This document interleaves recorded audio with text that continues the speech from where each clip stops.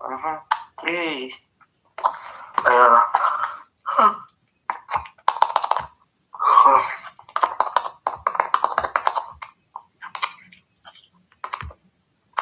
Guy, I need money where I go when you stick soda my brother. I want to run the East marriage too.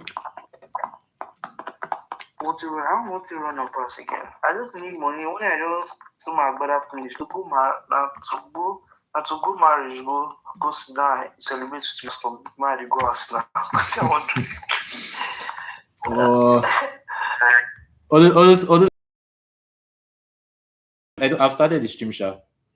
May not go use spray money to your person now. You go marry, go celebrate the person, you come back to press. Some boys are really getting.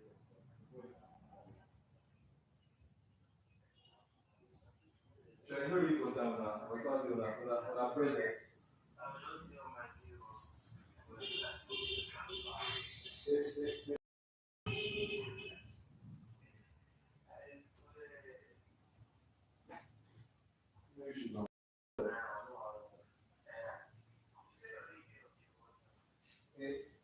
It's the old one, the stream that ended some minutes ago.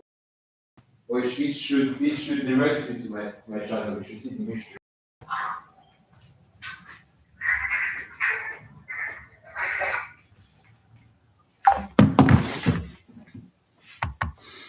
Alright, so still waiting for Gold to give us confirmations for entry.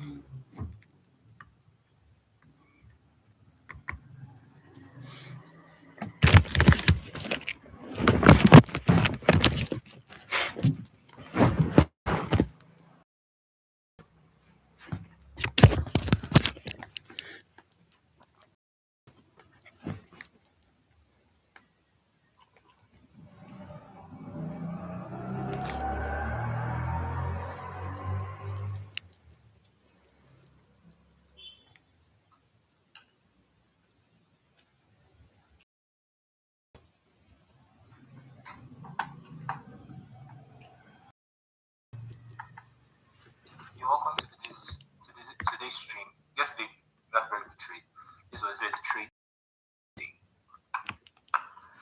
if you joined the stream yesterday, you would have been able to today. You should currently be able to see my chart screen. Currently watching for today. So I'm bullish on gold.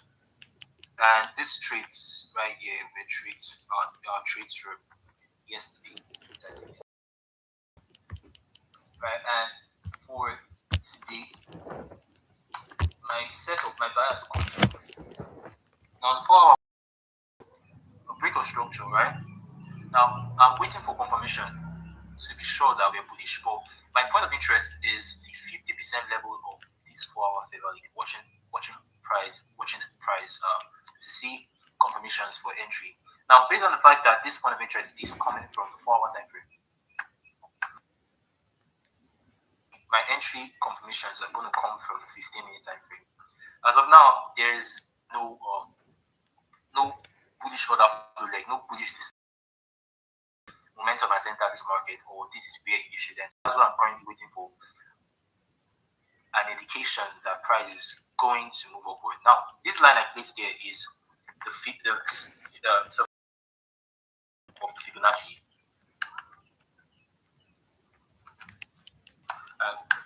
It's possible. It's a possibility that price will, when price gets to this region, we start finally seeing displacement.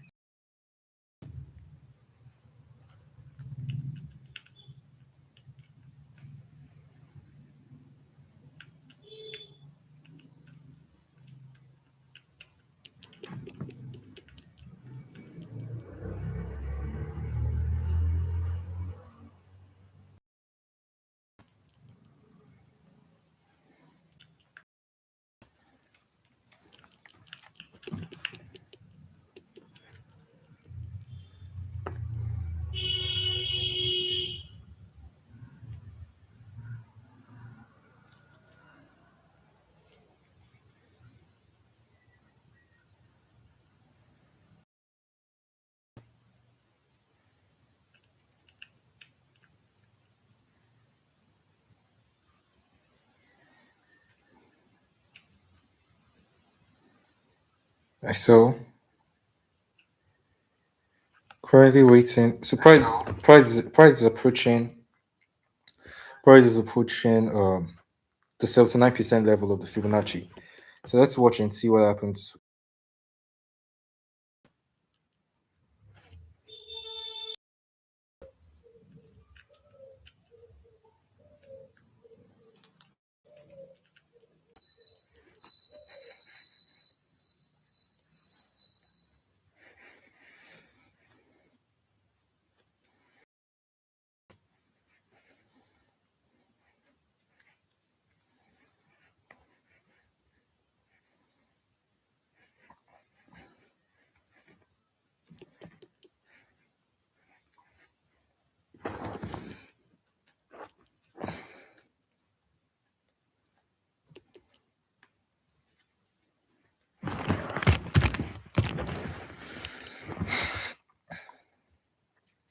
Trying to get MetaTrader 5 on my PC.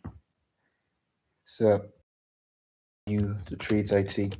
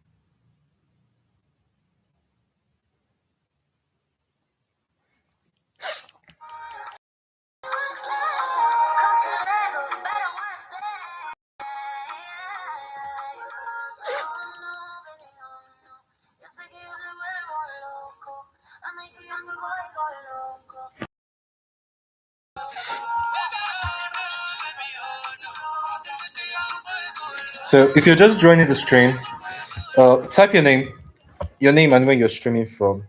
Let's connect. If you're just joining the stream, your name and where you're coming from in the chats. Streaming from. Then I'll quickly go into breaking down what I'm waiting for and expecting to do.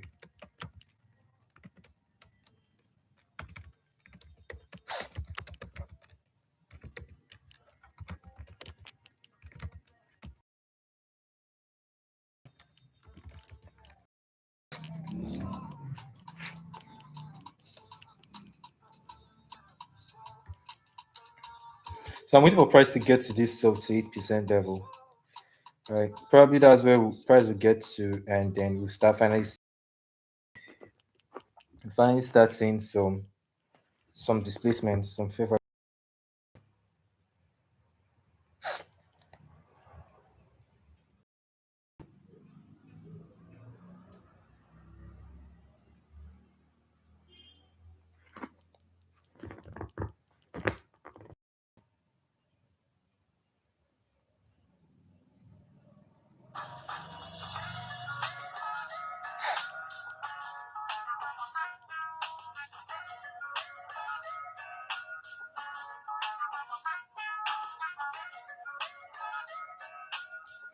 Price is currently heading there.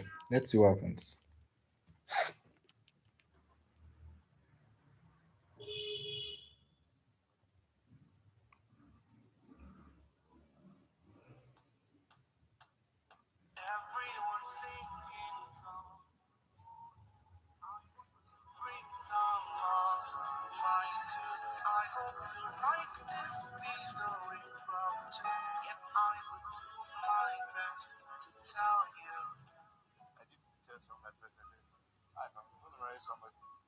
Person must be like Sarah because then I was not wanting to talk to her on that in that direction, but I was like everything. Wow. It was very casual. She was coming from secondary school. It was in the jam lecture. So nice.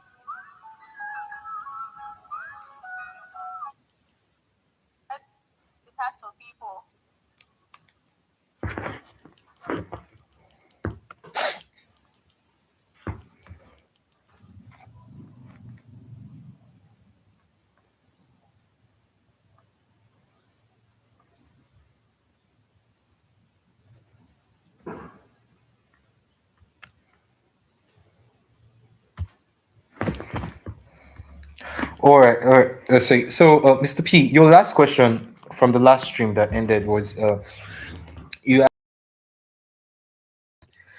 sticking to three pairs is like I said before, it's all maths, it's all numbers, right? I told you that the reason why to stick to few pairs, preferably one if you can, is to so you can reduce your risk exposure. Right? It's all about risk exposure, right? If on average for every single pair you trade, your chances of making losses 50%. Three on three pairs, 60% become 180%, right? And you want to reduce your risk exposure. If the three pairs you are trading are pairs that when you've done the calculation, and this is where keeping a journal comes in. A journal of your trades, so you actually know it's very possible that when we are in the moments of play, we feel like our minds we are saving the outcomes of every trade we take, but the mind is not made to store things long term, right? So if you're keeping a journal and you go through these pairs that you're trading and you realize that overall on the three of them you have your profitability is above 50%. Let's say if you place four trades on one, at least two trades are profit are will be wins, right? On average consistently, then I can say you can keep trading it then. But I still believe that it's possible to reduce the number further, to bring it lower further. You can try two, you can try reducing to two, right? There should be it's you as humans, it's always very hard for us to eliminate things that we hold on to. We can hold on to things sentimentally a lot, right? And you want to try to reduce the number of trades of instruments you trade. You want to try. It might not be easy, but give it a try. Find a way to reduce the number of instruments you trade, at least one. Try to two, at most two. Right? There must be something in one instrument you find that you don't like. That is not. Remove that instrument. Try two rather than three. It makes better sense to do that.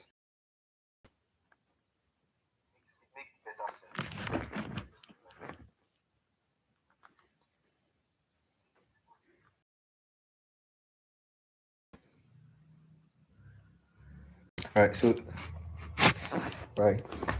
So for me, my single instrument, the only instrument I trade is gold, and I'm okay with it. I'm okay with it.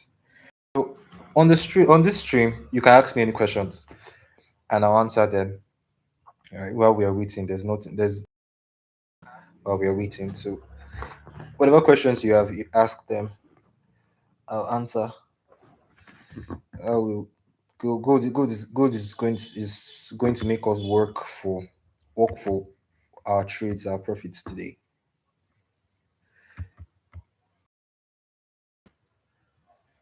So I'm going to quickly run through what I'm doing again.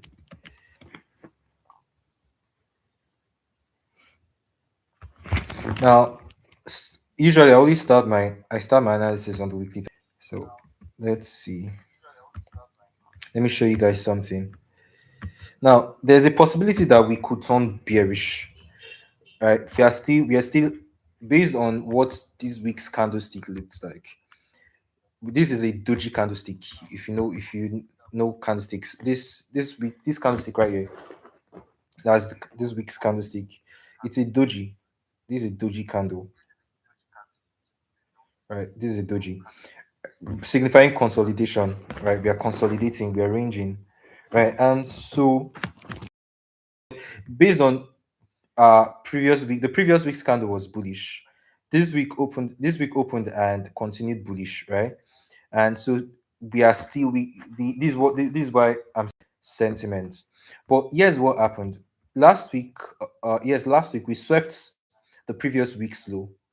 We swept the previous week's low, then bought up within the same week to sweep the high also. Now this week we've swept the previous week's high. Is it possible that we're going to come down to sweep the previous week's low also? Personally, for me, I don't feel it's likely, because if we do that, then we entering full blown consolidation zone. We just start consolidating, right? And so what I believe, and what the technicals actually support more, is the likelihood of us seeing bullish continuations. This is the daily time frame. We started this morning, today, bullish. All right, we swept this high right here, right, and then after sweeping the high, we saw a rejection on the 4 hour time frame. This is what we see. This is what we have right here. Now on the 4 hour time frame, yesterday's structure left behind a bullish order flow leg, which is a bullish impulse move. We had lower low, sorry, higher low and higher high, right? And then we've had the retracement back into the fair value gap of this order flow leg. And it is within this fair value gap that I'm currently watching for confirmations for buy. And I'm doing that on the 15-minute time frame, because the fair value gap is on the 4 hour time frame. So two time frames lower is the 15-minute time frame. And so I'm currently watching. We've already initially had rejection on it's what I'm seeing on the volume profile is telling me that we have buyers that have entered the market at this point. What all we just need I need right now from price is for me to see price higher high. And I want that move to have a gap. Once I see that, I have my point of interest. I have my stop loss zone. I know what my target is. My target is this eye right here. That's what I'm going to be targeting. I'm going to be targeting this eye.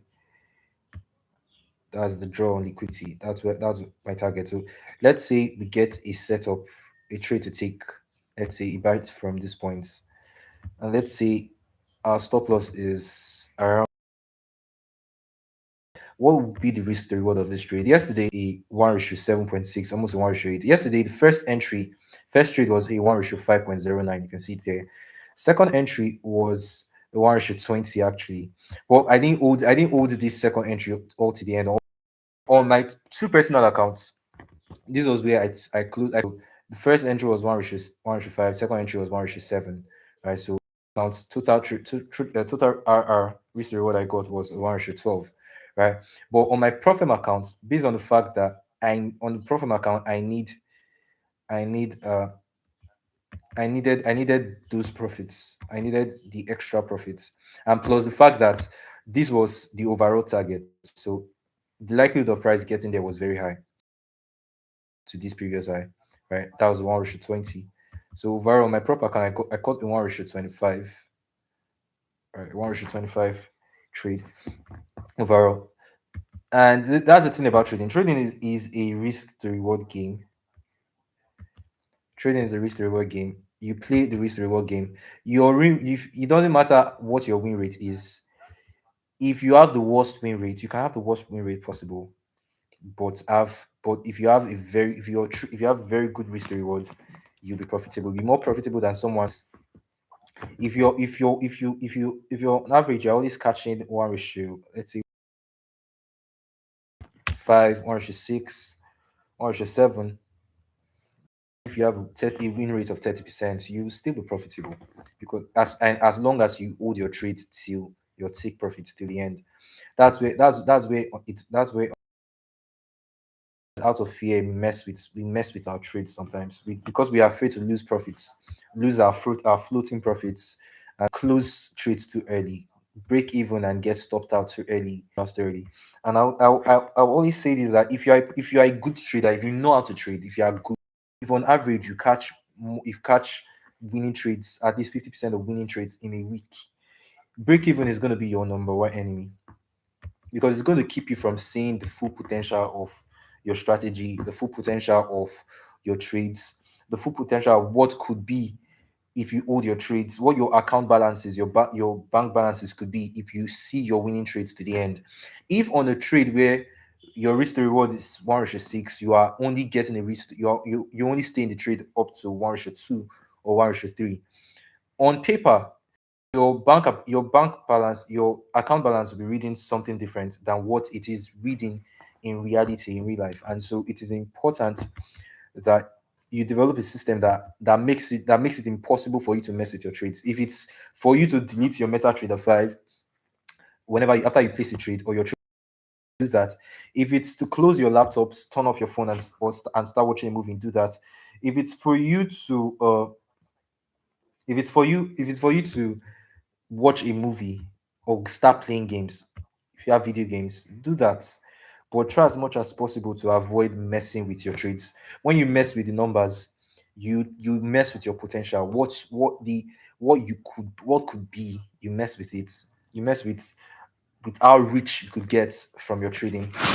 All right. And if making money, getting financial freedom through trading, you would sit through the losses and through the wins without messing with anything. So trade break even is your enemy if you're a good trader. It's not your friend. It might seem like it's saving you, but it's actually doing more harm than good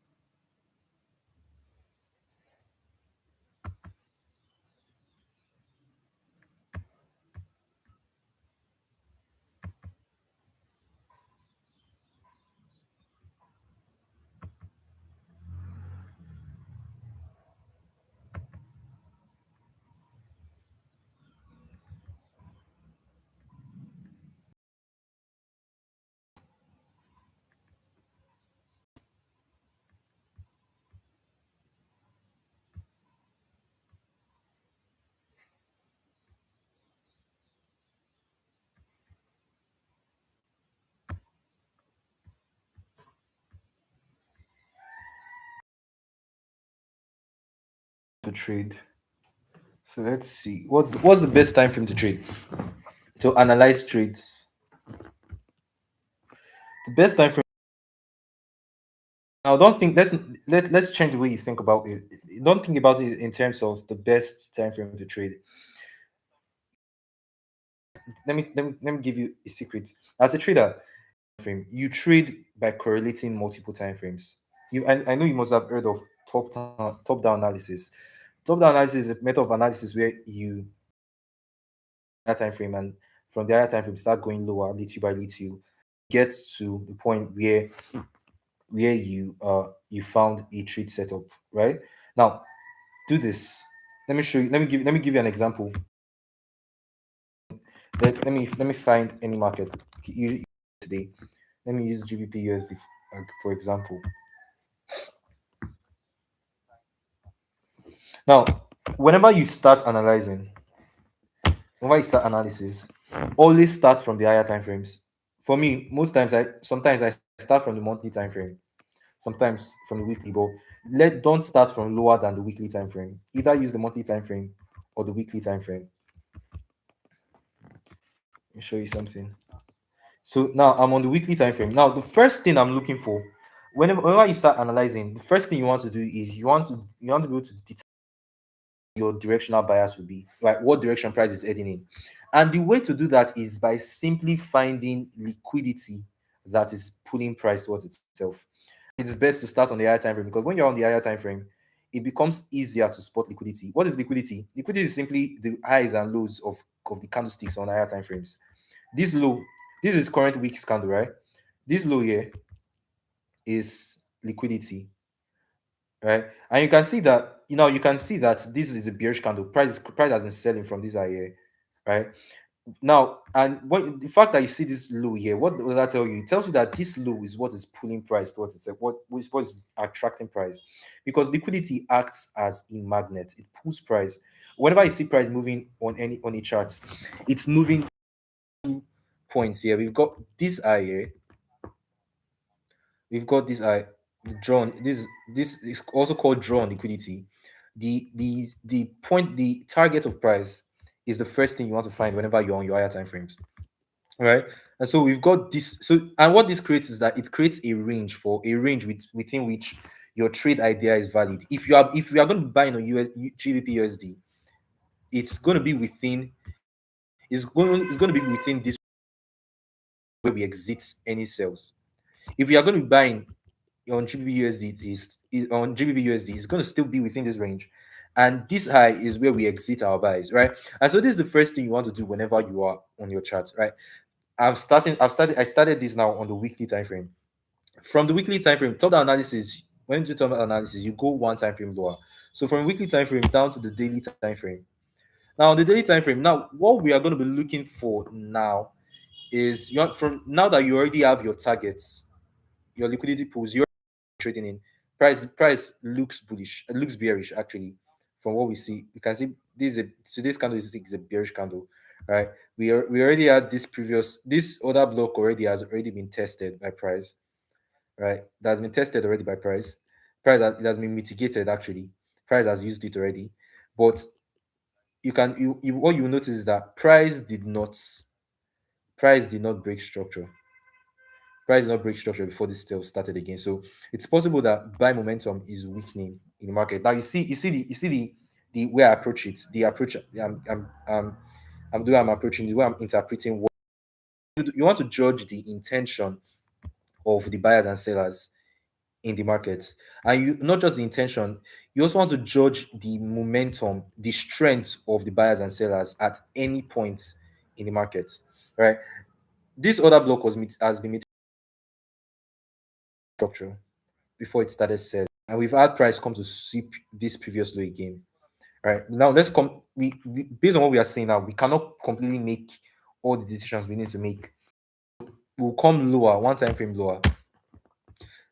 Do we see now we have to start see a bearish setup in price. Now on the looking at the 4 hour time frame right now, you can see something. We have this other block right here on the 4 hour time frame.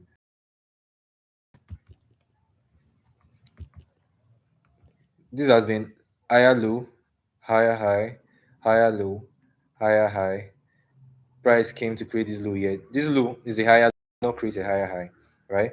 So there is, as of now, there is no new structure for the trade, right? And where price came to, price has not gotten to any, right? So it's possible, and now we are more likely leaning to currently in this market. We've had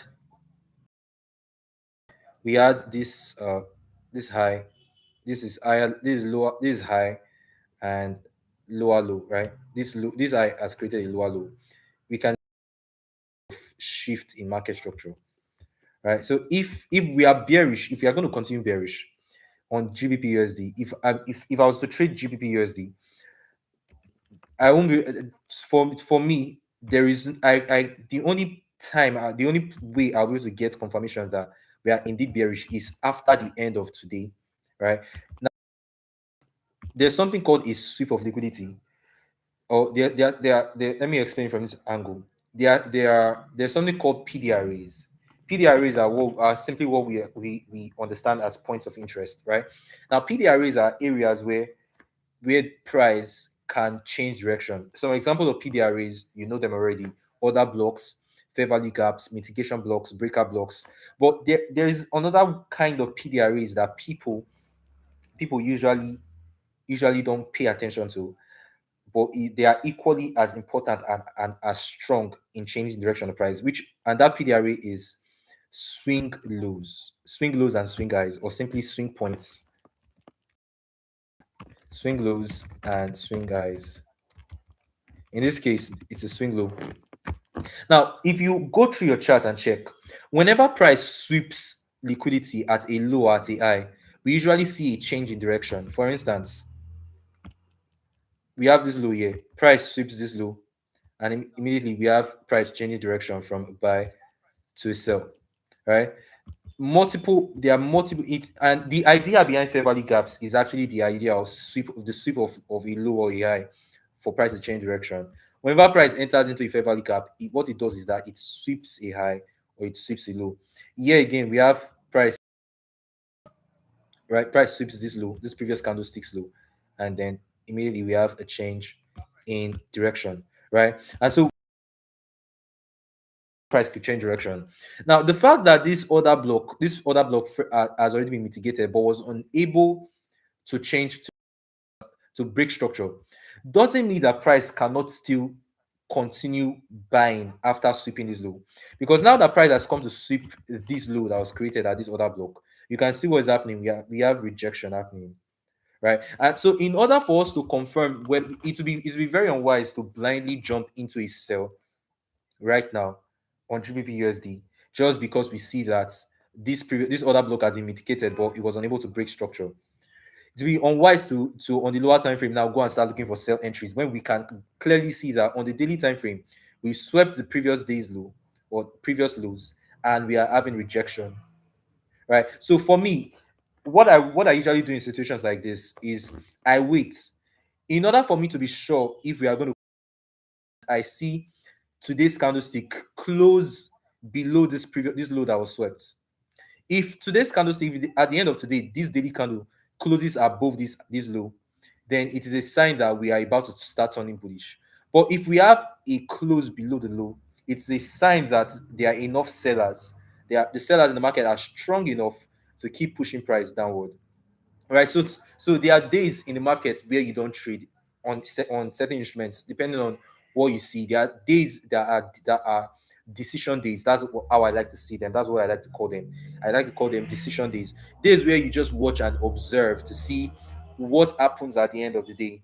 And so it means that on GBP USD, if you have not gotten a trade to take before now on GBP USD, it will be unwise for you to start jumping into sales, and still be unwise for you to start jumping into buys. Right now, we've eliminated the possibility of us seeing a sell, because let me show you why a sell taking a sell based on what the market structure is showing us is unwise. Now let's come down to the 4 hour time frame. On the 4 hour time frame, where can we likely see a new sell? The point where we can likely see get a high probability sell is this other block right here. Let me mark it with this other block right here. This let me make it bold. This is a 4 hour order block, right? Not naturally, go back to the daily now and see something. This is how I like to interpret price. If today, not tomorrow, if today this daily candlestick retraces this far, then it means that there is no sell. There's no possible. It's not possible for price to sell again from there, because what would have happened is that all the gains that the sellers made, all the grounds that the sellers covered, would have been erased by the buyers. So on the daily time frame, if price should retrace back to this 4 hour order block today, what the daily time frame will be telling us is that the buy momentum has entered the market and has pushed price back up. So even though on the 4 hour time frame, what you are seeing on the 4 hour time frame is that price has retraced to an order block. But based on what we are seeing on the bigger picture is that buyers have entered the market and have gained momentum and have as of this low. Price is changing direction after sweeping liquidity at this low. And so it means that, like this now, today on GBP USD, it's a decision day. Today is a decision day. You watch and wait. If we are going to be, if confirmation that we are going to keep selling is if today's daily candlestick closes below this low, and is if we close above this high. Now let's come down to the 1 hour time frame. I want to show you something. Now on the 1 hour time frame, what can we see? We can already see that price is creating bullish displacement. Now, if we see, let's say, in the next that 1 hour candlestick closes bullish also, leaving behind a fair value gap for us. Let's say the 1 hour, it doesn't matter how it closes, as long as that 1 hour candlestick, the third 1 hour candlestick, leaves behind a fair value gap, then it is already confirmed that we are turning bullish in price. We are turning bullish in this market.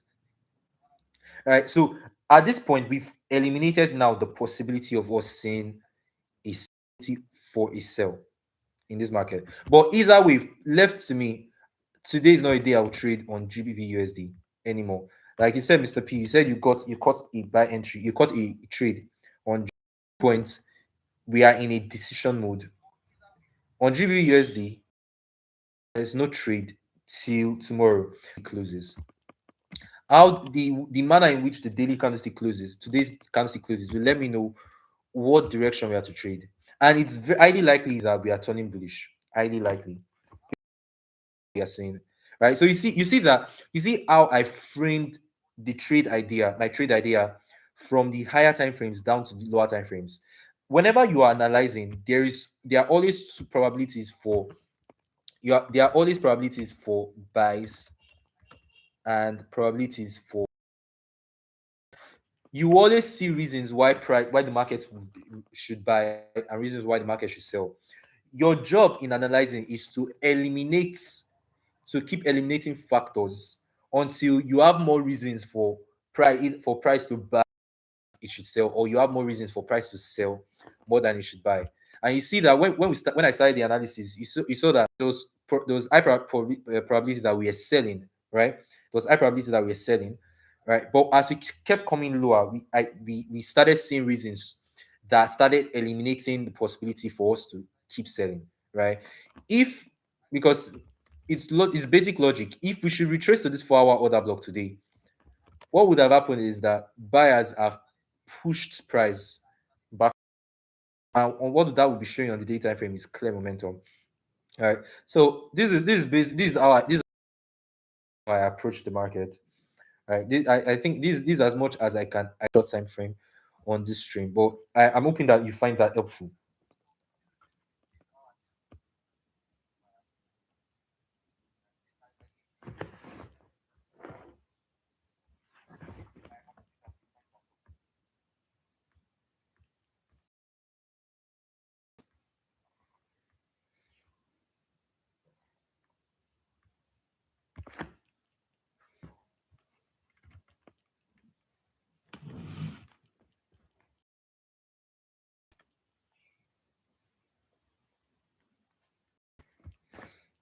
This was my so something I analyzed on, was it?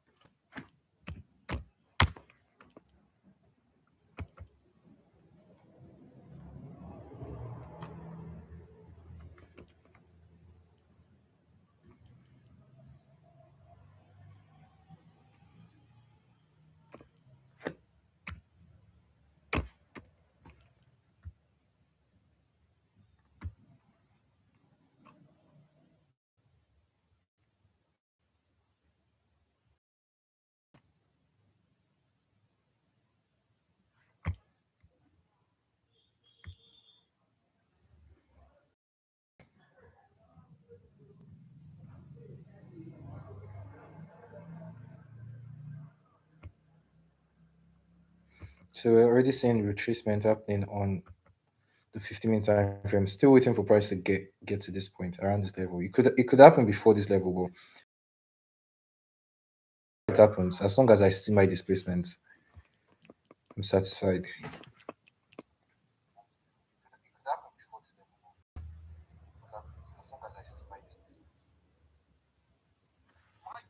get to 45, do the best I can possibly do, and then I'm out.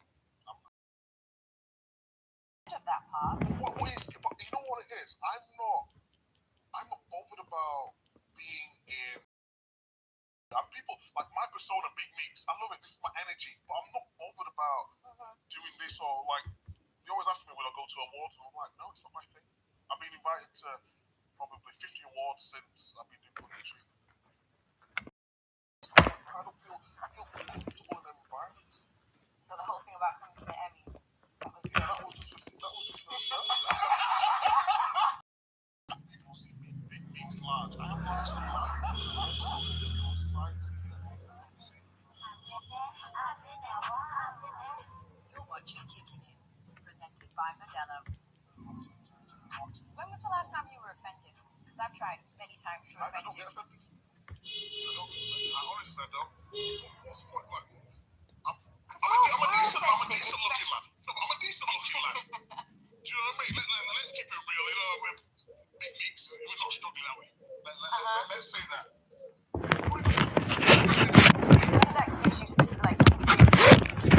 So we're back to waiting. So if any more questions, you can ask and answer.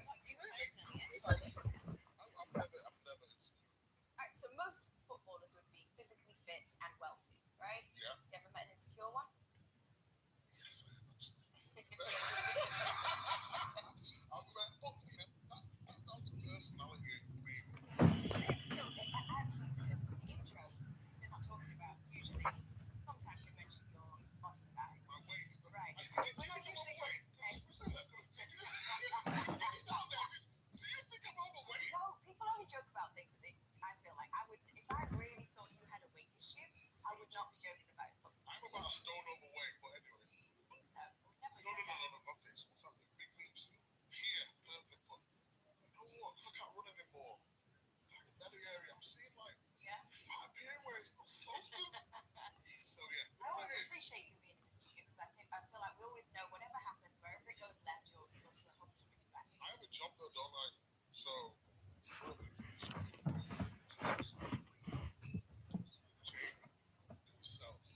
Because I'm not got the same accolades as so I think that's my greatest asset is sort of feeling what the room is like, and when it sort of goes down, bring it back up. You know, I feel like we have a responsibility to do that, and I've got to bring that charm and that energy and the good vibes. I'm just like, for me, I'm so grateful for the opportunity. You know when people say, "Oh, come into work and they really love it." I love my job. Do I love all my jobs? That's a good question. When I'm there, yes. But I don't like the long days. I feel like I don't get no time with the sun. When we do Champions League at 9 o'clock Tuesday morning. And sometimes I don't get to sometimes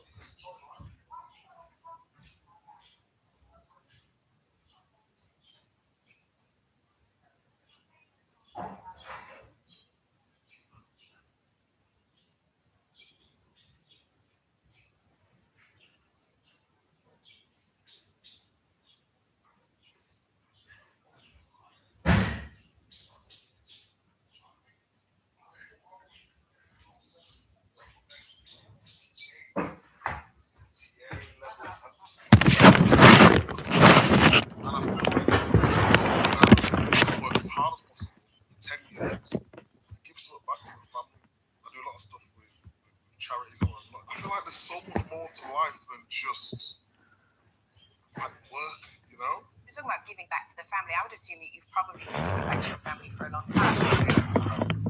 So why don't you feel like that's enough? So when you say giving back, I've given back financially, but I've not given back time. You know, since I made my debut when I was 17, I've been on the road. Made my England debut into punditry. Like the amount of Christmases I've missed, the amount of just like good conversations I've missed with people.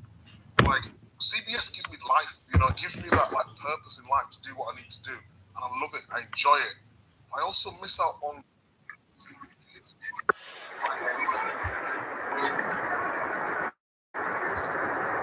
And people see me big character, big me's large. I am larger than life, but there's also a different side to me. My best friend, been to every game.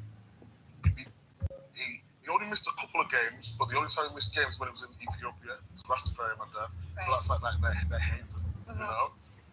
Doing charity work out there. And then when my career started, slowly, when my career started declining, it's sort of, I don't know, the relation between me and him was just getting, I don't even know the right words to articulate, because we always need them. Yeah. But in terms of being with them all the time, we just became very disconnected. I had a son. And you don't know why? I think because when I had my son, I've got an 8-year-old son, and when you're a parent, all your love, affection, time goes into that. And you know me, I want to be the best I can be, whether it's punditry, whether it be football, whether it be parent. And ever since I had my son, all my energy goes into him. And my dad, I feel sorry for him because he gave me so much. But I feel like it's now, and I've sort of left him in the background. And the reason why I'm telling you this is because over the last 2-3 years, and you'll know because we speak, you know, frequently. He's not been doing well, and I'm not saying all Caribbean families, but in my culture where I'm from, the love that you get is in a different way. It's not really, oh, I love you son. It's just them being there. Right. You know, it's not necessarily verbalized. Correct. Yeah. Go to the hospital. It's the first time I see my dad cry in his 60 odd. He was crying. He was saying, "I'm sorry. I apologize. I'll sort myself out. No problem." Do you feel like he'd let you? I had a conversation with him, and I said to him, like, "I'm sorry for not being there. I'm sorry that, not in terms of financial, but just that support. You know, talking." And that's why when I'm doing my job, I'm so upbeat, I'm so lively, because I feel like my job is to make people feel better. I'm retiring in 10 years. I will tell you now, I'm retiring in 10 years because the guilt that I have with myself not being there for the people who give me the opportunity to do what I need to do. I'm picking work over family, you know? And especially as men, it might be different as a woman, and I don't want to talk for you, but with me, everyone thinks everything's always rosy. But it's rosy when I'm at work because CBS gives me that purpose, you know? Give me that energy to think, actually. It's also a responsibility.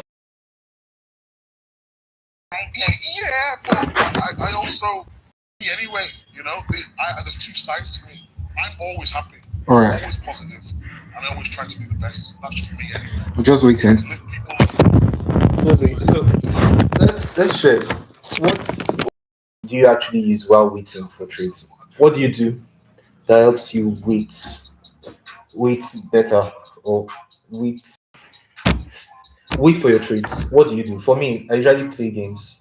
I play games or watch movies or read books. Or what methods do you guys use?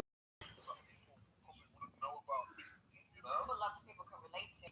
The area where I'm from, I don't even like to talk down about the area because Chapeltown is known for guns, you know. Yeah. It's also like there's a really good part of it where a lot of people are doing really good things for the community. I remember coming out one day stole my dad's van. He was getting chased by the police. And he comes into the house. But the police didn't see which house he got into for some reason. He went to like a dead end and then ran around the back. I was seeing the police going up and down. It was called, I lived on Louis Street at the time, up and down. And then like, he's hiding, looking out the window. While me and my brother's 2 years younger than me. And we were just like, what is this life? Said like, no matter what I do, where am I building? Mentally searching for something at that point that this is my out. I was like, I'm gonna make it as a footballer, 100%. I knew I'd make it as a footballer. Raw talent already. I was fast, I was strong, I was good on the ball back then. As long as I could learn like the tactical side of the game, I'm gonna be a footballer. Same with broadcasting now. When I'm sat on across the way from Thierry Henry, one of the biggest legends, my hero growing up, Jamie Carragher has won the Champions League. Yourself, 15, 20 years experience in broadcasting. Emmy nominee. You know what I mean? Little old leaks. Really? Come on. No. I won the Premier League. I'm not doing myself down in any way. But I'm saying, really, I shouldn't be here broadcasting because I knew, okay, come to others, but have people got my personality? Right. Have they got the warmth? Can they get the likability? When I'm watching punditry, everyone's really negative, and I'm thinking, it's okay for Roy Keane to be negative, but I can't go on and, people are not going to take me seriously, so there's certain after broadcast where you can still do a good job. Look at my analysis now compared to when we first started. You see the growth. Like, when I first started doing broadcasting, I used to get stick. I was trending for 2 years. Oh, he's only doing this because he's fitting a quota, Person of colour. You know what it is. All he does is laugh on TV. I'm like, the research that I do, and I don't, it's weird because I just don't do research on the games. I do research on, like, where Thierry's been, where's Kate's flying back, what's James said at the weekend. So when we get our little viral moments, a lot of them come from the producers, give Pete Ratcliffe his flowers, like but and Dickie as well. But the little one-liners, I'm preparing all them things to make it a better show. That's the level. Do you feel like you're underappreciated? Not on the show. Not by the show, by the public. I feel as though the stuff on CBS is tough, isn't it? Because our great moments are fun moments. Our great moments are fun. But I feel as though we're not taken seriously by certain aspects of the media. I mean, our audience is great anyway, but when we do like really good analysis, it doesn't really go where it needs to go. It's not really spoken about. I feel if you go down the street and ask who's Mike Richards, they'd say, oh yeah, it's a guy on TV who's always laughing. And I don't just want to be it's not I don't want to be the joke. I will embrace my personality. If we need to have a laugh, we can have a laugh anytime You want people to know that there's layers. But exactly. Right. Jamie is the best analytically in the country, in England. Then you bring Thierry into the mix. Thierry's a different level. So imagine how much I'm learning from these guys. I'm learning from the best, Don't you think it's just kind of how it goes, though? I feel like that we all, not maybe we don't all, but just society in general will always pigeonhole you as kind of one thing. You're never seen as multiple things.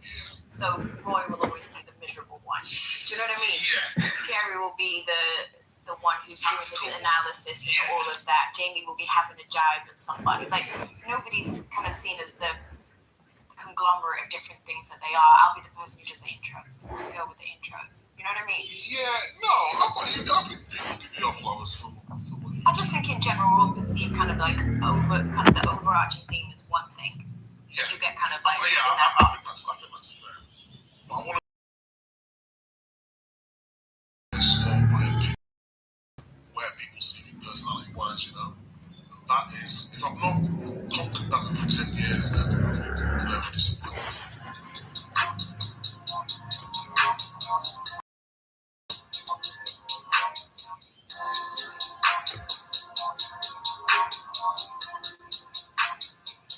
One thing I wanted to go back to on about was what you were saying about your dad, because your dad at work feeling like not being present, because it is something I can relate to. There was a specific incident. This was last season at some point. Because my dad passed away in December 2024, and just before that, he'd been kind of they'd been checking his health and wondering did he need surgery. Kept telling me he was okay, and then they decided that he did need heart surgery, and that all happened in a very quick escalation. And they said he's going to have surgery tomorrow or whatever. And because his health had been so good, he was not great, but like he was playing golf, he was still playing tennis, he was still going for walks, he was active. He'd had heart surgery before, and I just thought, oh, I'll go like I did last time. I'll go for when he wakes up, and I'll be there when he wakes up out of the surgery. And so we had something, we were shooting for CBS that day. I said, I'm going to stay for this, jump in a car straight from leaving the studios here and go. And by the time I get to Manchester, the next morning I'll be able to go in and see him. And he never woke up from the surgery. He ended up not making it through. And I think I just always live with that guilt of if I'd just chosen differently in that moment. I regret that choice so much. But then if you try and park the guilt, I think the one thing I do think about the career that I had was that I got to take him on journeys that he never got to go on by himself. I got to take him to a World Cup. I got to take him to a Ballon d'Or ceremony. Like, I got to expose him for a man who loved football as well and who gave me my love for the game. I think to be able to open certain doors for them that they didn't manage to open in their life, or just run a different path to you. So I'm sure there must be moments for you as well where you feel like I've got to expose my dad to things, or he got to just live this incredible sense of pride you did achieve, and what the places that your work ethic has.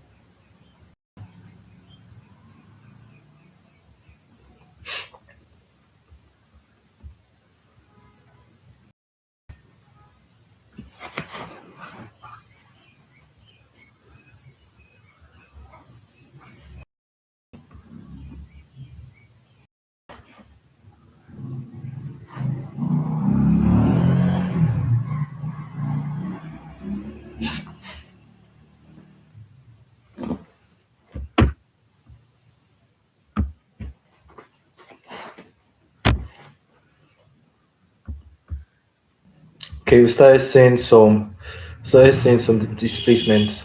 Just need one more 15-minute count. We're good to go.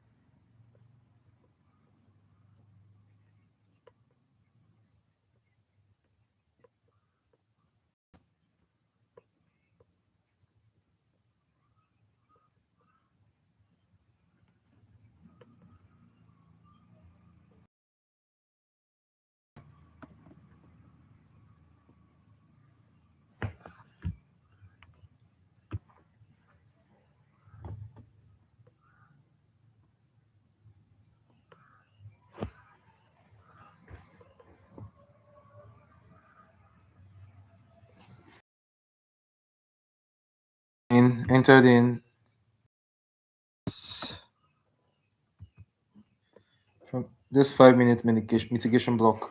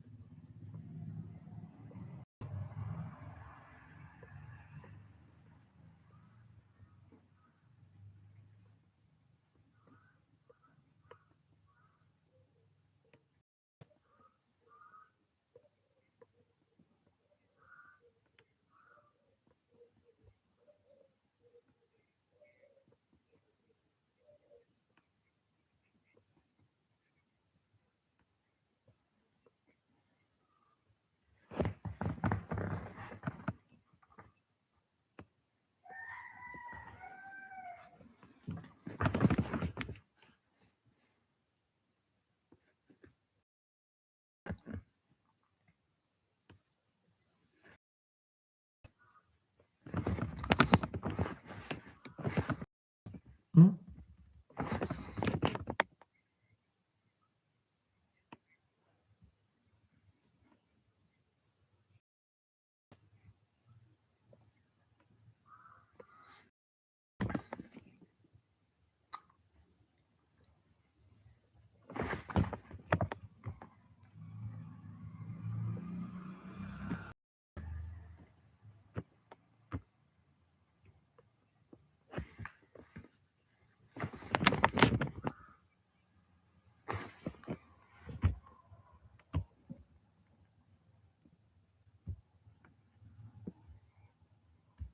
I've been trying to trade with my deriv, but it's not connecting.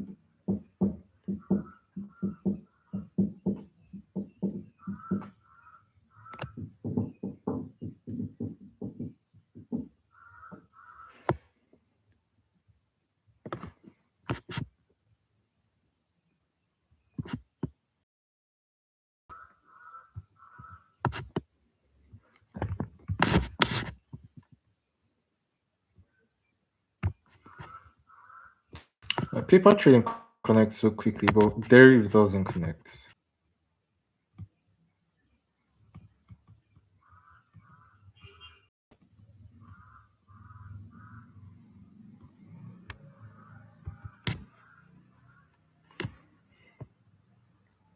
So currently in profits, this limit was too late.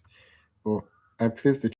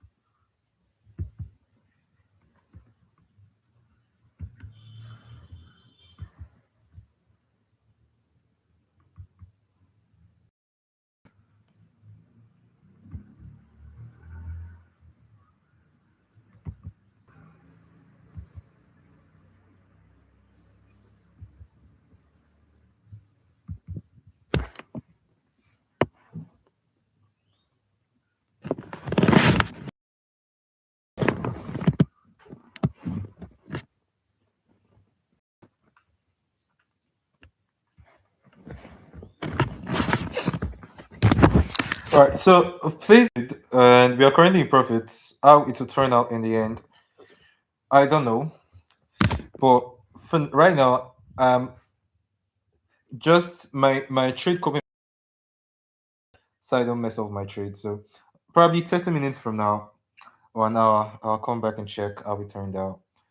If it was a profit or not, or a loss. Managing my risk properly actually in the end. So let's see how it turns out. So thanks for being a part of this stream. Thank you. Next stream probably be tomorrow or next. Let's see how it goes, how it turns out.